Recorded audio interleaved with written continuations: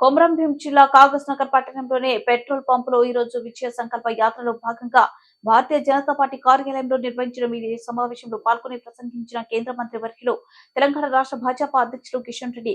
ఈ మీడియా సమావేశంలో ఎంపీ సోయం బాపురావు, సిర్పూర్ శాసనసభ్యులు డాక్టర్ పాల్వాయి హరీష్ బాబు, ఆదిలాబాద్ శాసనసభ్యులు పాయల్ శంకర్, జిల్లా అధ్యక్షులు డాక్టర్ కొత్తపల్లి శ్రీనివాస్, ప్రభారి రాజమౌళి, రాష్ట్ర వర్గ సభ్యులు కొంగ సత్యనారాయణ, అసెంబ్లీ కన్వీనర్ గొల్లపల్లి వీరభద్రాచారి, జిల్లా ప్రధాన కార్యదర్శి ధూరి శ్రీశైలం, ఆత్మారాం నాయక్, జాదవ్ రాజేష్ బాబు, అభినవ సర్దార్ మరియు భాజపా నాయకులు, కార్యకర్తలు పాల్గొన్నారు. దేశవ్యాప్తంగా పూర్తి స్థాయిలో మా యొక్క ఎన్నికల ప్రచార కార్యక్రమానికి సమగ్రమైనటువంటి కార్యాచరణ ప్రణాళికతో ముందుకెళ్తా ఉన్నాం.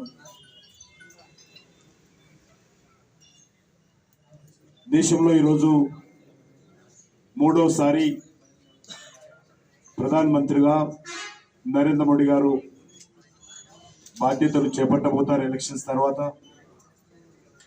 దానికి దేశ ప్రజలందరూ కూడా మరి ఈరోజు వెనుక ఉన్నోళ్ళు దయచేసి మాట్లాడకండి ప్లీజ్.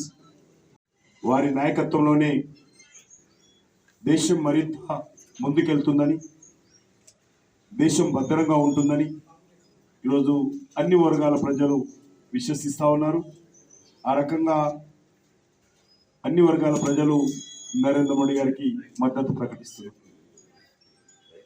ఈరోజు కాంగ్రెస్ పార్టీలో ఉన్న నాయకులు కూడా చాలామంది అనేక రాష్ట్రాలలో ప్రత్యక్షంగా పరోక్షంగా కాంగ్రెస్ పార్టీలో ఉన్నటువంటి సీనియర్ నాయకులు గత 40-50 స్పందించడము, బీజేపీలో చేయడం మనం చూస్తూ ఉన్నాం. వచ్చేటువంటి 5 సంవత్సరాలు భారతీయ జనతా పార్టీ నరేంద్ర మోడీ గారు 4 అంశాల మీద దృష్టిని కేంద్రీకరించారు.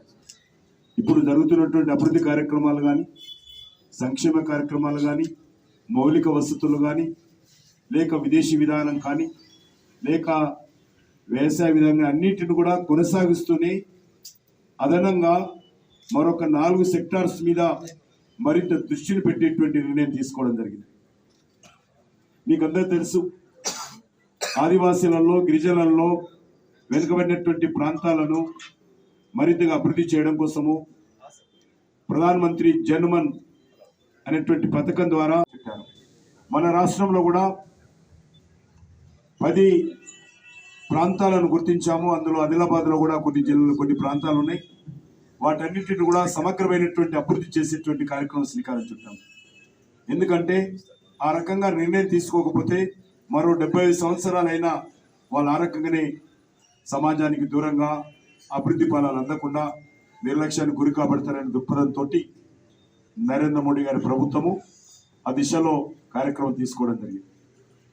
కాబట్టి రానున్నటువంటి 5 సంవత్సరాలు, ఒకటి, దేశంలో ఉన్నటువంటి మహిళల సంక్షేమం కోసం మరింతగా దృష్టిని కేంద్రీకరించి పూర్తి స్థాయిలో మహిళలు వారి యొక్క హక్కులు, వాళ్ళ యొక్క మరి పూర్తి స్థాయిలో అభివృద్ధి, వాళ్ళ సాధికారత కోసము కేంద్ర ప్రభుత్వం పనిచేయబోతుందని మనం చేస్తా ఉన్నాం. మీకు అందరికీ తెలుసు, ఇప్పటికే భారతీయ జనతా పార్టీ రాష్ట్ర అధ్యక్షులు శ్రీ కిషన్ రెడ్డి గారు భారతీయ జనతా పార్టీ విజయ సంకల్ప యాత్ర కోసం కాగజ్ నగర్ పట్టణానికి విచ్చేశారు. నిన్న సాయంత్రం 2 కోహాట్ సమావేశాలు నిర్వహించడం జరిగింది.